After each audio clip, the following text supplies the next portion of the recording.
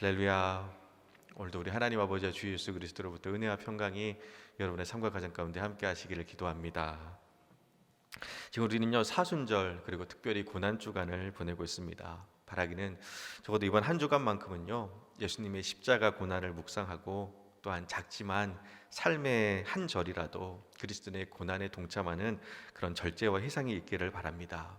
예를 들면요, 평소에 즐겨 마시던 커피도 예수님 때문에 한번 참아보시고, 또 즐겨보는 드라마나 텔레비전 시청도 절제하시고, 또 한 끼 정도는 금식하셔도 괜찮고요, 또 취미생활이나 여가 활동도 이번 한 주간만큼은 절제해 보는 겁니다. 그럼 분명 주위 사람들이 물을 겁니다. 왜 그러냐고, 무슨 일 있냐고.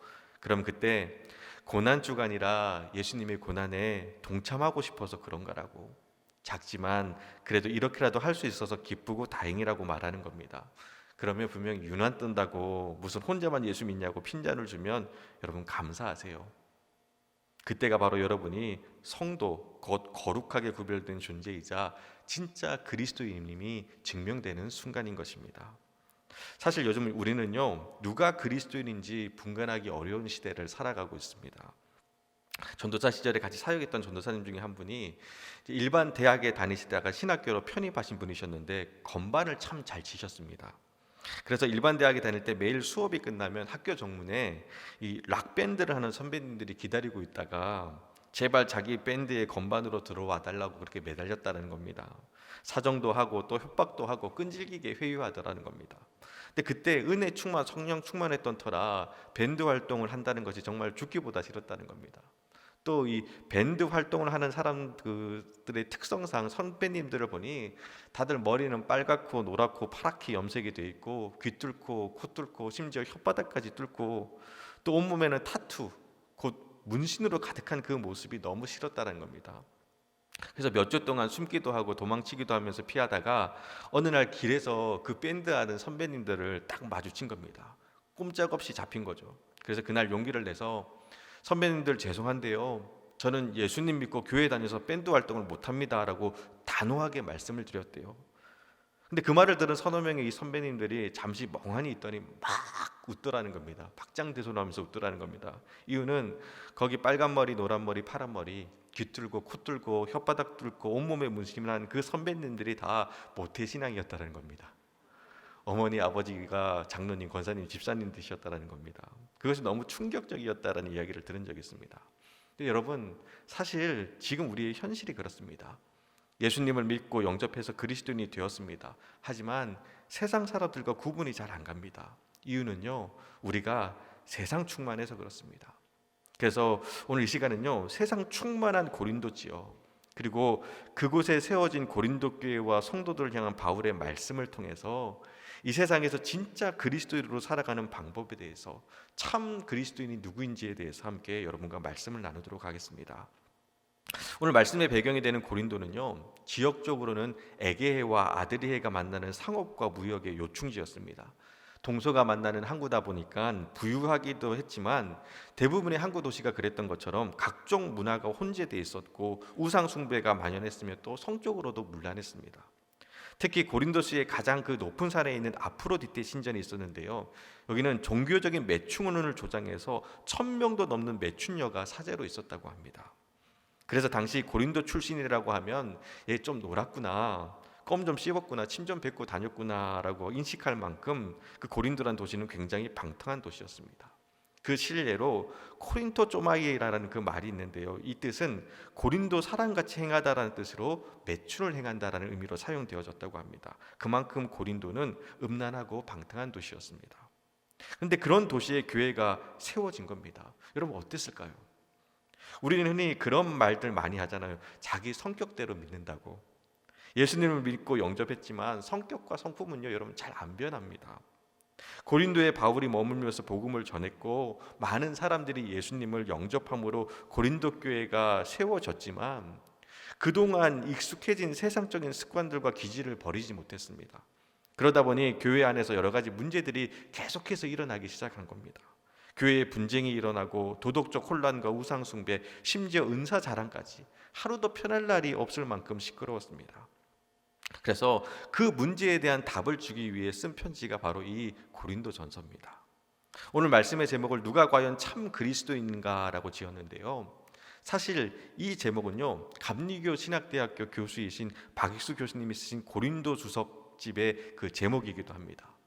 서로 자신이 옳다고 주장하며 파당을 나누고 주님을 영접했음에도 불구하고 과거의 죄된 모습을 여전히 고수하면서 이 정도는 괜찮다고 스스로 정당화하고 또 내가 받은 은사가 최고라며 자랑하고 다투는 고린도 교회의 성도들을 향해서 누가 과연 참 그리스도인인가라는 이 물음은요, 고린도전서 전체를 아우르는 질문이기도 합니다. 자, 그렇다면 여러분, 누가 과연 참 그리스도인인 걸까요?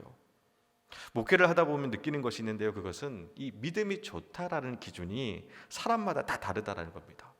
어떤 분들은요, 믿음이 좋고 나쁨의 이 기준이 방언 기도를 하느냐 못하느냐라는 겁니다. 그래서 이런 분들은 만나면 제일 먼저 물어보는 게 방언 기도를 하느냐는 겁니다. 방언 기도의 유무가 믿음 좋음의 기준이 되는 겁니다. 또 어떤 분들은 물질의 헌신도를 믿음 좋음의 기준으로 생각합니다. 10의 1조를 하느냐, 10의 2조를 하느냐, 10의 3조를 하느냐 하면서 이 물질의 헌신을 믿음의 크기처럼 생각하시기도 합니다. 또 어떤 분들은 기도하는 시간을 믿음의 크기의 기준으로 삼습니다. 그래서 적어도 하루에 3시간 이상 정도 기도해야 믿음 좋다라고 생각을 하십니다. 자, 그렇다면 누가 정말 믿음이 좋은 걸까요? 누가 과연 참 그리스도인일까요? 방언 기도도 하고 10의 3조를 드리고 매일 3시간 이상씩 기도 드리면 그 사람이 과연 참 그리스도인이 맞는 걸까요? 근데 이 물음에 대한 바울의 대답은요, 아니다입니다. 왜냐하면 바울에게 있어서 참 그리스도인의 기준은 십자가이기 때문입니다. 고린도전서 2장 1절 2절 말씀을 보면요, 우리 화면을 참조해서 같이 한 목소리로 읽도록 하겠습니다.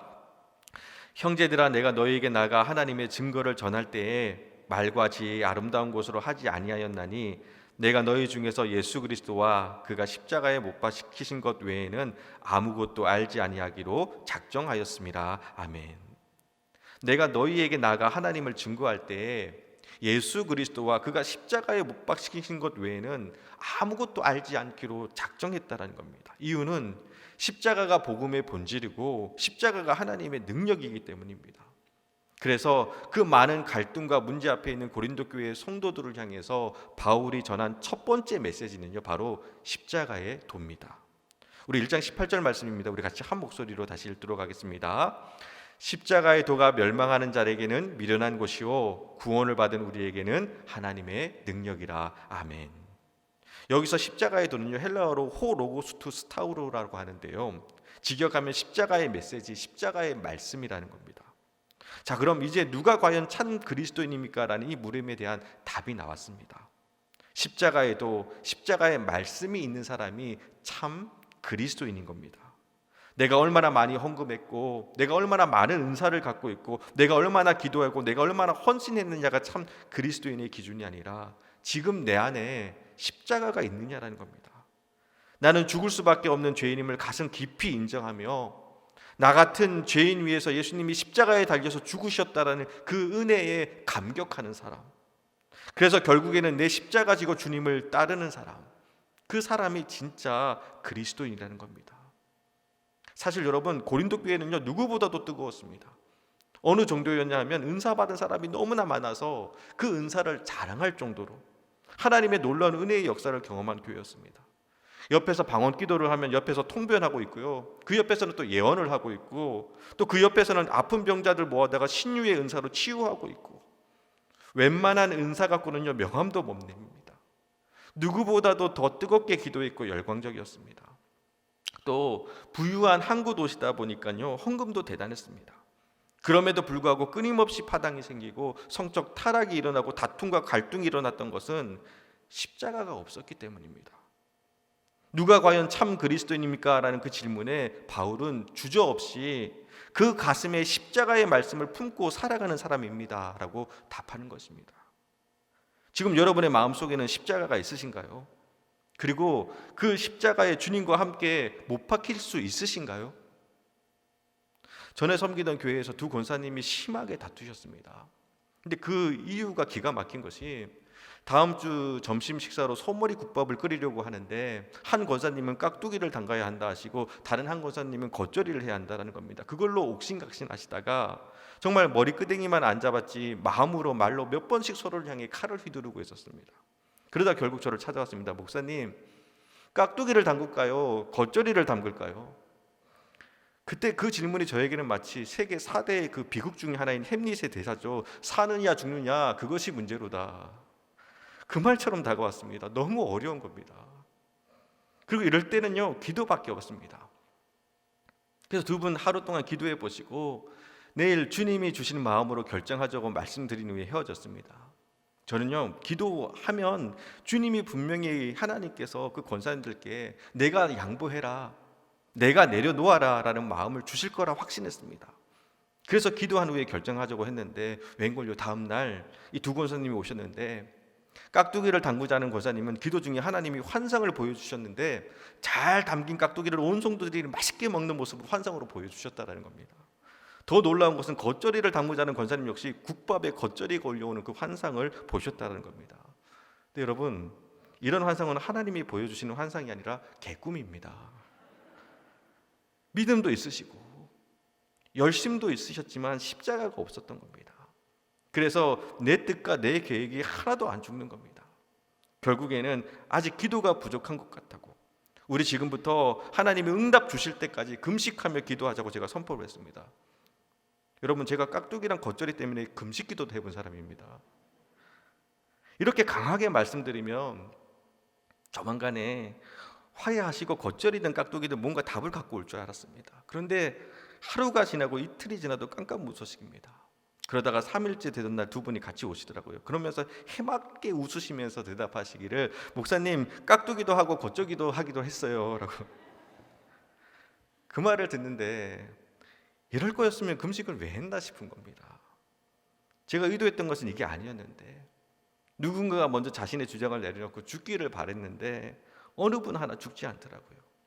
결국에는 배가 고프니 타협점을 찾아야 했고 두 분 다 살아서 깍두기와 겉절이 모두 하기로 합의를 한 겁니다. 저는 그때 깨달았습니다. 우리는요, 결코 죽으려 하지 않는다는 겁니다.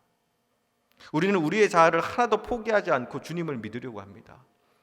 그런데 바울은 말합니다. 누가 과연 참 그리스도인인가? 바로 십자가를 가슴에 품고 살아가는 사람, 그 십자가에 내 자아를 못 받고 주님의 뒤를 따라가는 사람, 그 사람이 바로 그리스도인이라는 겁니다. 근데 사실 여러분, 십자가는요 늘 부담스럽고 어렵습니다. 왜냐하면 죽어야 되니까요. 여러분 다 아시다시피 십자가는 영광스러운 상징이 아닙니다. 십자가는 가장 저주받은 사형제도이고 가장 혐오스러운 죽음을 상징하는 거였습니다. 세상에 있는 많은 사형제도가 가급적이면 할 수만 있으면 빠른 시간 안에 덜 고통스럽게 사람을 죽이기 위해 사형 방법을 고안합니다. 그런데 십자가형만큼은 할 수만 있다면 사람을 오랫동안 괴롭히며 죽이기 위해 고안해 만든 형벌이었습니다. 그래서 유대인들에게는 약함과 무능함의 상징이었고요, 로마의 교양 있는 철학자들은 로마인이라면 끔찍한 조형물인 그 십자가라는 단어를 입술에 떠올려서는 안 된다고 할 정도로 십자가는 두려움과 수치와 부끄러움의 상징이었습니다. 그런데 바울은 말합니다. 그 십자가가 하나님의 지혜고 그 십자가가 하나님의 능력이라고, 그리고 그 십자가가 바로 참된 그리스도임을 나타내는 증거라는 겁니다. 그러면서 바울은 이어서 말합니다. 우리 22절에서부터 24절까지 말씀 우리 같이 한 목소리를 들어가겠습니다. 22절에서부터 24절까지 말씀입니다. 유대인은 표적을 구하고 헬라인은 지혜를 찾으나 우리는 십자가에 못 박힌 그리스도를 전하니 유대인에게는 거리끼는 것이요 이방인에게는 미련한 것이로되 오직 부르심을 받은 자들에게는 유대인이나 헬라인이나 그리스도는 하나님의 능력이요 하나님의 지혜니라. 아멘. 저는 이 말씀에서 참 많은 도전을 받았습니다. 유대인은 표적을 구하고 헬라인은 지혜를 찾습니다. 그래서 그들에게 십자가를 전했더니 유대인들은 꺼려했고요, 헬라인들은 미련한 것이라고 비웃었습니다. 그런데 여러분, 유대인과 헬라인만이 그런 것이 아니라 우리도 그렇습니다. 우리 역시 유대인들처럼 십자가보다는요 기적을 더 원합니다. 힘들고 아파서 왜 하나님이 나에게 이런 시련과 고난을 주시지 모르겠어요 하고 성도님이 찾아오셨을 때 그거 하나님 주신 십자가입니다. 내려놓지 말고 지고 가세요. 아프고 힘들어도 짊어지세요 라고 말씀드리면 아마도 저 엄청 미워하실 겁니다.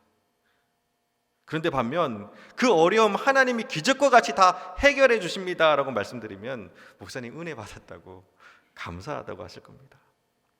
저도 마찬가지입니다. 어려운 문제나 어려움 갖고 힘을 다해 기도했는데 하나님이 내 은혜가 내게 족하다, 내가 약한 데서 온전하여 짐이라 하시면서 그거 너 십자가니까 그냥 짊어지고 가라라고 응답하시면요, 굉장히 서운해집니다. 반면 내가 놀라운 기적으로 그 문제를 다 해결해 주시겠다고 큰 권능으로 함께 하시겠다라고 하시면요, 할렐루야입니다. 여러분, 과연 유대인들만 기적을 구해야 할까요? 아닙니다. 우리 역시 십자가보다는요, 기적을 더 원합니다. 다음으로 헬라인은 지혜를 찾았습니다. 여기서 지혜란 이성적이고 논리적인 이치를 말합니다. 납득되고 이해되는 진리입니다. 그런데 여러분, 십자가는요, 이성적이지도 않고 논리적이지도 않습니다. 하나님의 아들이 사람에게 벌거벗겨져서 그 수치와 조롱 속에서 십자가에 매달려 죽은 겁니다. 아니, 어떻게 신의 아들이 이렇게 무능할 수가 있겠습니까? 전혀 논리적이지 않습니다. 마찬가지로 우리도 어떤 문제나 시련 앞에서 명확한 답이 주어지지 않으면요, 우리 역시 하나님을 원망합니다. 내 생각으로 이해되지 않는 하나님의 역사하심 앞에서 불평합니다. 하나님 뭐 하고 계시는 거냐고, 이게 말이 되는 거냐고. 우리 역시 십자가를 유대인과 같이 꺼리끼며 헬라인과 같이 미련한 것으로 여기며 살아갈 때가 있다라는 겁니다. 그런데 바울은 말합니다. 우리 24절 말씀 다시 같이 한 목소리로 읽도록 하겠습니다. 오직 부르심을 받은 자녀들에게는 유대인이나 헬라인이나 그리스도는 하나님의 능력이요 하나님의 지혜니라. 아멘. 아프고 힘들기에 꺼려지고 미련해 보이는 십자가지만 그 십자가가 바로 오직 부르심을 받은 자녀에게는 하나님의 능력이고 하나님의 지혜가 된다는 겁니다. 자, 여기서 오직 부르심을 받은 자녀들이란 누굴까요? 바로 우리들입니다. 저와 여러분입니다. 그리고 우리는요, 십자가가 하나님의 능력이고 하나님의 지혜라는 것을 우리는 알고 있습니다. 여러분 다 아시잖아요. 우리 모르는 거 아니잖아요. 근데 왜 머뭇거리고 주저하고 있느냐? 십자가가 너무 아프고 힘들기 때문입니다. 오죽하면 예수님도 이 잔을 내게서 옮겨달라고 절규하시면서 기도하셨잖아요. 하지만 내 원대로 하지 마옵시고 아버지의 뜻대로 하옵소서라고 그렇게 순종하시며 그 길을 걸어가셨습니다. 여러분 앞에 있는 십자가 아프고 힘들고 눈물 나는 것 주님이 다 아십니다. 모르는 거 아닙니다. 근데 그 길이 생명의 길이기에 예수님이 먼저 십자가 지고 골고다 언덕을 오르셨고 십자가에서 죽으심으로 죽어야 사는 십자가 복음을 우리에게 보여주신 겁니다. 그리고 말씀하십니다. 누구든지 나를 따라오려거든 자기 십자가를 지고 오라고. 그런데 지금 여러분의 십자가는 어디 있으신가요? 힘들다고 아프다고 미련한 것이라고 내팽개쳐 놓고 있지는 않으신가요? 아니면 하나님 왜 나에게만 이런 십자가를 주십니까 하고 원망하고 불평하지 그 앞에서 울고 있지는 않으신가요? 바라기는 아프고 속상하고 눈물 나고 서러워도 주님이 맡겨주신 십자가 지고 주님을 따르는 저와 여러분이 되기를 소원합니다. 십자가 짊어지고 힘에 겨워서 낑낑대는 그 모습 바라보면서 예수님 말씀하실 겁니다. 너가 찐이구나. 너가 진짜구나. 말씀을 정리합니다. 누가 과연 참 그리스도인가라는 이 질문의 답은요, 십자가를 몸에 짐리고 있는 사람입니다. 어쩌면 우리는 이미 그 답을 이미 예전부터 알고 있었지만 힘들고 아프고 눈물 나기에 외면하고 있었는지도 모릅니다. 말씀을 보면요, 예수님께서 내가 십자가에 달려 죽으실 것이라고 예루살렘 입성하기 전에 이미 제자들에게 여러분 3번이나 말씀하셨습니다. 그러나 제자들은요, 그걸 다 흘러 넘겼습니다. 왜냐하면 십자가가 싫었던 겁니다. 그러고는 한다는 행동이 주님 왕 되시면 오른편 왼편 자리 주십시오라고 서로 다투었습니다. 그래서 결국 예수님이 십자가에 달리실 때는 아무도 그 곁에 남아있지 않았습니다. 기적과 능력을 행하셔서 대단한 분이신 줄 알았는데 무능하게 십자가에 매달린 예수님 모습 바라보니까 이젠 다 끝났다 생각했습니다. 이제는 별 볼 일 없다고 생각했습니다. 그래서 예수님을 떠났습니다. 자, 이제 여러분 도전하고 싶습니다. 예수님 믿어도 아무런 능력도 기적도 역사도 축복도 없다면 그래도 여러분 주님 믿고 따르실 수 있으시겠습니까? 우리는 수많은 기도 제목을 갖고 주님 앞에 나옵니다. 그런데 벌거벗겨져서 십자가에 매달려 계신 겁니다. 기적이나 능력은커녕 창피하고 부끄럽습니다. 그래도 주님 따를 수 있으시겠습니까? 요한복음 6장에 보면요, 오병이의 기적을 일으키시고 수많은 무리들이 따랐습니다. 흥분한 무리들이 예수님을 왕으로 삼고자 했습니다. 여러분 그렇지 않겠습니까? 보리떡 5개랑 물고기 2마리로 5,000명이 넘는 사람이 배불리 먹고 12광주리가 남았습니다. 적어도 예수님만 따르면 배부르게 먹을 수 있을 것 같은 겁니다. 그래서 열광을 했습니다. 근데 그런 군중들을 향해서 예수님은요 뭐라고 말씀하시냐? 너희가 나를 찾는 것은 떡을 먹고 배부른 까닭이로다. 썩을 양식을 위하여 일하지 말고 영생하도록 있는 양식을 위하여 하라라고 말씀하십니다. 그러면서 이제는 너희들한테 떡 안 줄 거라는 겁니다. 그리고 나자 대부분의 사람들이 예수님을 떠납니다. 떡 안 줄 거라니까. 그래서 요한복음 6장 66절 67절 말씀을 보면요 제가 읽어드리겠습니다. 그때부터 그의 제자 중에 많은 사람이 떠나가고 다시 그와 함께 다니지 아니하더라. 예수께서 12 제자에게 이르시되 너희도 가려느냐? 기적을 일으킬 때는 열광하며 따르던 그 무리들이 이제는 기적을 행하지 않을 거라고, 이제 너희들에게 떡 안 줄 거라고는 그 말에 다들 떠나가 버린 겁니다. 그리고 남겨진 12 제자들에게 묻습니다. 너희도 가려느냐? 너희도 가려느냐? 이 질문은요 다시 말하면 예수 믿어도 아프고 예수 믿어도 힘들고 예수 믿어도 어렵다면, 아니 예수 믿어 더 아프고 예수 믿어 더 힘들고 예수 믿어 더 어렵다면 그래도 예수 믿겠냐라는 겁니다. 여러분 어떠신가요? 그래도 예수님 믿으실 건가요? 답하기가 쉽지 않으실 겁니다. 근데 여러분 이 시간 믿음으로 선포합니다. 그래도 여러분 우리는요 예수님 믿습니다. 왜냐하면 우리 안에 십자가가 있기 때문입니다. 그 십자가 때문에 주님을 외면하고 떠나지 못합니다. 아마 발걸음이 안 떨어지실 겁니다. 목사님 그걸 어떻게 아십니까? 라고 물으면 제가 압니다. 우리는 못 떠나요. 적어도 가슴에 십자가가 있다면 절대로 주님 곁을 떠나지 못합니다.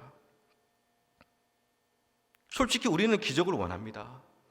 놀라운 하나님의 역사와 축복을 기대합니다. 예수님이 이제 떡 안 주신다고 하면요 조금 실망스러울 수도 있을 겁니다. 하지만 떠나지는 못합니다. 왜냐하면 나 때문에 예수님이 십자가에 달려 죽으신 것을 알기 때문입니다. 벌거벗겨지고 침뱉음 당하고 살이 터지고 뼈가 깨지면서 그렇게 나무 십자가에 매달려 목이 마르다고 절규하시면서도 나 같은 죄인 살리시기 위해 그렇게 죽을 수밖에 없었던 십자가의 그 은혜와 사랑을 우리는 알기 때문입니다. 그래서 우리는 절대로 예수님 못 떠납니다. 거리끼고 미련해 보이는 그 십자가가 부르심을 받은 우리에게는요 하나님의 지혜였고 사랑이었고 은혜였고 능력이었습니다. 세상 사람들은 아무것도 주지 못하는 예수 믿어봐야 뭐하냐고, 예수 믿는데 왜 아프냐고, 예수 믿는데 왜 실패하냐고, 예수 믿는데 왜 떨어졌냐고 미련하고 어리석은 것이라고 말해도 우리는 예수님 예수님 나의 죄 위하여 보배 피를 흘리니 죄인 받으소서 라고 눈물로 주님 앞에 설 수밖에 없는 겁니다. 왜냐하면 우리 가슴에는 예수님의 십자가가 있으니까요. 여러분의 가슴 속에 십자가 다 있으시잖아요. 특별히 지금 우리 고난주간을 보내고 있습니다. 주님 맡겨주신 그 십자가 짊어지고 예수님 이 죄인도 받아주세요 하며 주님의 길을 따를 수 있는 저와 여러분이 되기를 소원합니다. 그리고 그 사람이 바로 참된 그리스도인인 줄 믿습니다.